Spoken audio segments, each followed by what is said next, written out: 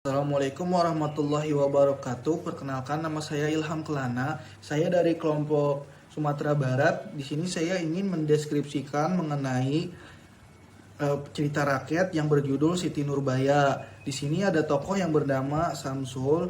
Dia protagonis, pandai dan juga baik. Ada juga Siti Nurbaya yang protagonis, dia juga sopan dan juga penurut. Dan yang terakhir ada Datuk Meringgi, dia adalah antagonis, licik dan juga jahat. Siti Nurbaya dan Samsul adalah teman sedari kecil, namun ketika beranjak dewasa mereka pun berubah menjadi sepasang kekasih. Akan tetapi di kemudian hari mereka pun harus terpisah karena Samsul pun harus bersekolah di Batavia. Namun Samsul berjanji kepada Siti Nurbaya untuk segera melamarnya ketika dia menyelesaikan studinya di tanah Jawa tersebut. Itu adalah janji suci kisah cinta mereka berdua. Tak berselang lama, Nurbaya harus menerima kenyataan pahit bahwa usaha ayahnya bangkrut dan menerima tagihan utang yang selalu datang. Sampai suatu hari pemberi hutang bernama Datuk Meringgi memberi penawaran kepada dia bahwa sebagai penebus utang Bagindo Sulaiman, yaitu ayah Siti Nurbaya itu sendiri. Nurbaya pun menimbang masa-masa keputusannya. Ia dengan sangat berat hati menerima Datuk Meringgi sebagai suaminya untuk melunasi semua hutang ayahnya tersebut. Naas, malang datang bertubi-tubi.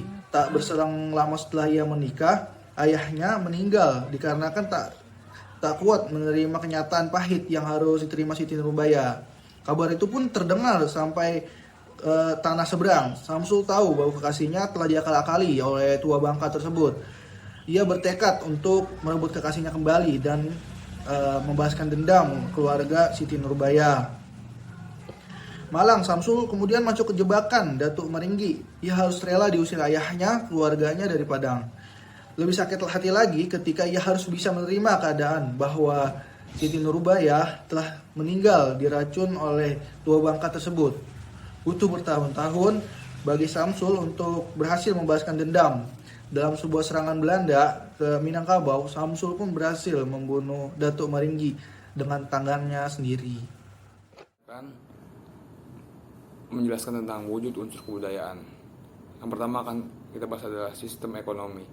Kebiasaan dan hobi pekerjaan pada masyarakat Minangkabau adalah sebagai pengusaha atau menjadi seorang pedagang. Baik, yang kedua adalah sistem bahasa. Cerita diambil dari Sumatera Barat yang sebagian besar masyarakatnya banyak menggunakan bahasa Melayu. Yang terakhir adalah sistem kesenian. Kesenian yang ada dalam cerita rakyat Siti Nurbaya seperti karambit, rumah gadang, dan baju adat yang turun-temurun dari masa ke masa. Selanjutnya saya akan ngebahas tentang hikmah. Kita hendaknya dan terlalu dikuasai oleh perasaan yang tidak mempergunakan pikiran yang sehat, karena akan berakibat hilangnya kepribadian yang ada pada diri kita. Baik, yang kedua, jika hendak memutuskan sesuatu, hendaklah pikirkan masak-masak lebih dulu agar kelak tidak menyesal. Yang terakhir, hikmahnya adalah siapa yang berbuat jahat tentu akan mendapat balasan kelak sebagai akibat dari perbuatan itu. Oke.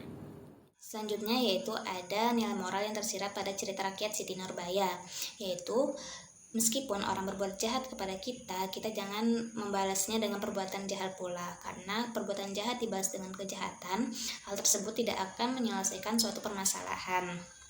Perbuatan jahat itu sebaiknya kita balas dengan kebaikan, apalagi kebaikan tersebut kita lakukan demi orang tua atau orang yang kita sayangi, seperti halnya yang dilakukan oleh Siti Nurbaya. Ia berani mempertaruhkan masa depannya demi menyelamatkan orang tuanya, yaitu ayahnya. Nah, yakinlah, jika kita melakukan kebaikan, maka akan ada orang-orang yang akan melindungi kita, seperti halnya yang dialami oleh Siti Nurbaya. Di sini saya akan mempresentasikan di mana cover ini dibuat.